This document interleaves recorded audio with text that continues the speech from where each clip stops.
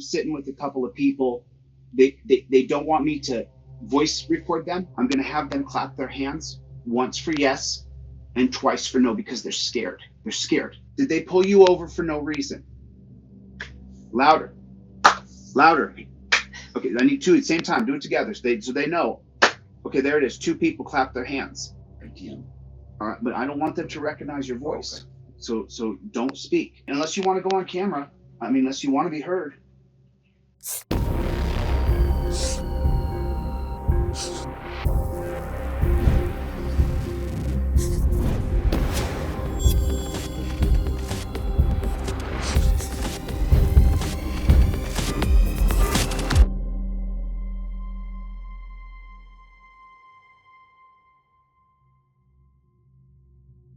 So Joe has been trying to track me down. We've been texting back and forth for several days now.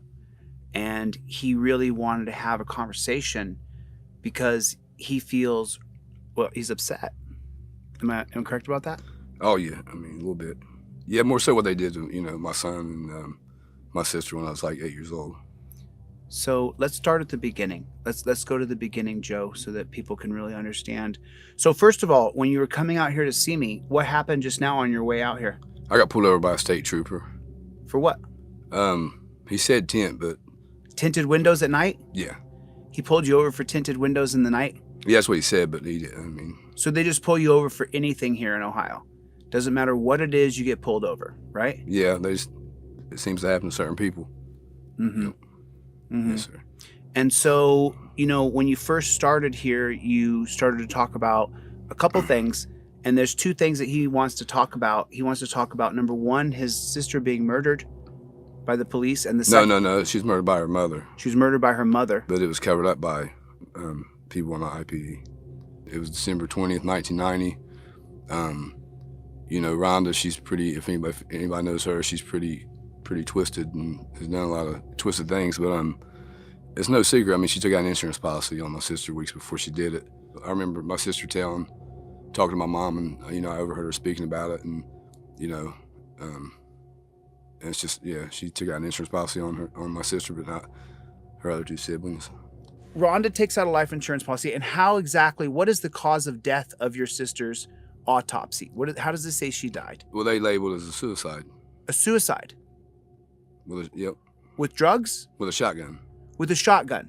Yep, 20 gauge. A 20 gauge shotgun? Yep. Wow.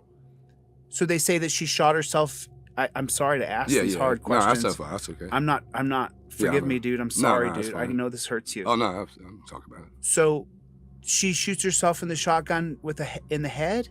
No, Rhonda did it, and she did it when they were in that next room, and then tried to just, then she started screaming hysterical, acting like my sister shot herself. But there's too much evidence that proves otherwise, because you would have called an ambulance right away instead of leaving somebody sit there for that long and clean up the scene. I mean, it was just people. There was too many. There's an eyewitness that saw exactly what I'm telling you. Where was your sister shot, though? In the chest.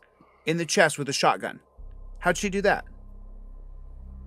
I mean, is that where the bullet hole is? Is in the chest? Yeah. People that come to my family that off the record and said how it was a sloppy investigation, and pretty much it was just a cover up because Rhonda, had an image of Jimmy in a compromising situation. Oh, what image is that? I mean, they partied together. So Jimmy's doing drugs? Yeah, they partied together, and he was passed out, and they had a picture of him with his cuffs and that, kind of like cuffs and his badge. But there's also an eyewitness. I don't just throw, Who's the eyewitness? I can't say. I just can't say because I don't trust the police. Yeah, that's who. Yeah. You think the police will take out the eyewitness? Yeah, that's who does a lot of the crime, bad shit. Yeah.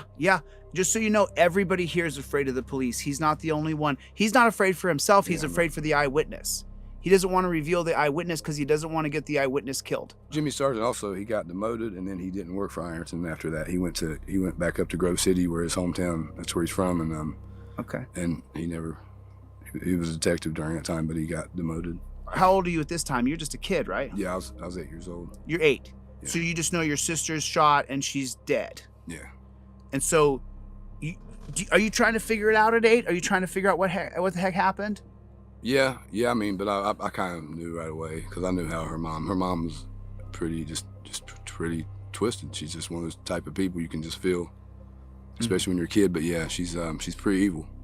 Rhonda found out about my sister, you know, just because she would leave drug paraphernalia like needles, just all that shit laying around. And my sister just didn't want her brothers being around that shit. Okay. And that's why Rhonda got mad when she found out, and then took out the insurance policy and even collected on it. And then she collected on your sister's insurance policy? She put one out on my sister, but not her other two kids. Are you kidding me? Yeah. Dude, that's what. Is there any federal investigators? Like, what the hell? There's so many red flags here. And so now we move forward in Joe's life, and so what happens when you have your own child? I moved to Kentucky before my son was ever born, and that's why, because I didn't want him to be around this area really. And long story short, the prosecutor's office and the judge and CPS, they were all involved in federal kidnapping, because I mean they filed a false complaint against my son's mom, who never had him. Mm-hmm. They did it to protect Judge Patricia Sanders, because she got caught. Her and the prosecutor's office got caught trying to use my son to investigate me. Is pretty much exactly what they got caught doing. Because I had a court date in Lawrence County. I showed up, and it was just a circus. But long story short, Judge Sanders tried to issue an emergency removal, but I don't live over in Ohio, so they couldn't. And so Sanders would have had to contact Kentucky. Right. But what are you going to do and say when there's no emergency?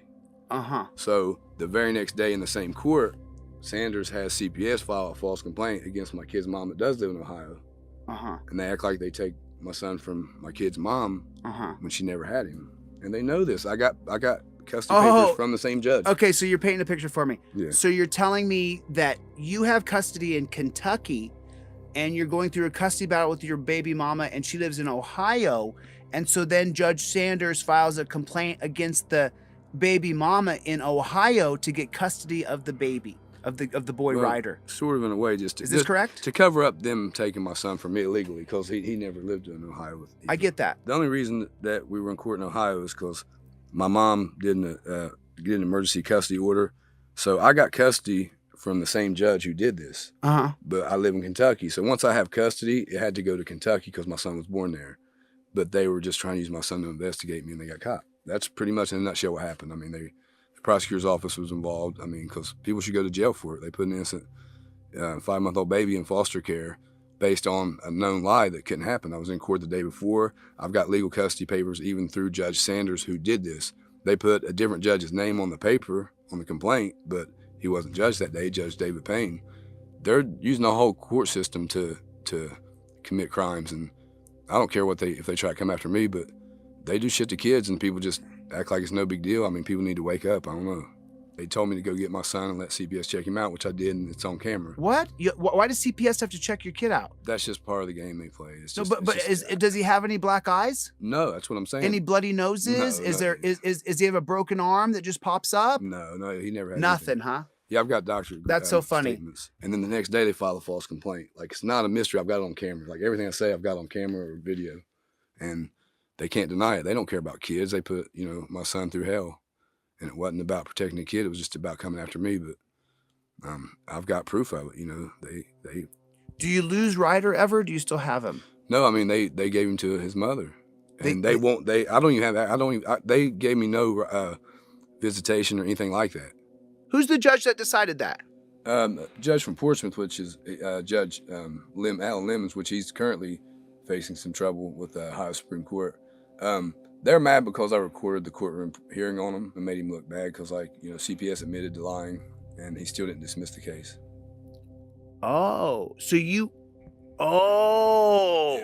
So you recorded the hearing where CPS was full of garbage. And admitted it. Alan Lemons from Scioto County, he sat in for Judge Patricia Sanders. She recused herself because she got... conflict of interest? Yeah. Yep. So this judge can't do it, so this one comes in. But Patricia, I'm sure she tells the other judge, this guy's an asshole. Yeah, so they can deny, knowing the facts of the case. That it's just a big scam. It's just a way they can deny, deniable culpability, kind of, in a way. And the case just wasn't that hard. I mean, the other parent never had the kid. It was just that easy. So now what's your recourse? Have you filed an appeal? Yeah, but I've filed complaints against CPS and there's different people involved, and it gets thrown out because they're using this whole court system just like it's like they're like a mafia. It's like a little mafia down here. Yeah. There really is. I mean, the cops and the lawyers, and they just all protect each other. Yeah. And it's just everyone knows it's not a secret. I mean, if they got investigated, there'd be people going down because they don't even hide it. They don't care. Right, because out in the open. the other judge who Judge Lemon, you exposed that the CPS thing was a scam. And so then he's mad at you for recording the court. And so I'm not trying to hack your baby mama, No. but was she ready to take on your baby? Was she ready to take on the kid? Did she want the kid? She agreed to give me the full custody that I had. She agreed to give you full custody. Yeah. That's the worst part of it. Yeah. Wait. I mean, it's just, What? She agreed to give me the custody that I had, that I fought for. I had 100% full residential custody. And the mom said you can have the full custody? Yeah. But then, when I went and be with her, that's why she tried to take me back to court. And she's just a lot of drama, but yeah. Yeah, she agreed to give me the custody I had. I had 100% custody. Residential custody. But he never lived in Ohio. That's what's insane. I mean, he's just not by either parent until, they took him and put him in foster care. Over a known lie. I mean, it's insane to me. I don't know. And he was only 5 months old, and it was just, I don't know, it's kind of twisted. I'm sorry, dude. You couldn't tear me away from my kid. I wouldn't be signing full custody over to anybody. It's insane. They just create problems, man. They just like to keep shit going. That's the only way they have jobs. Really, a lot of them. We're hearing stories about CPS being dirty down here over and over and over again. Yeah, they're making money. Riverside, they started their first year, they made $700,000. In their second year, they went to $3 million.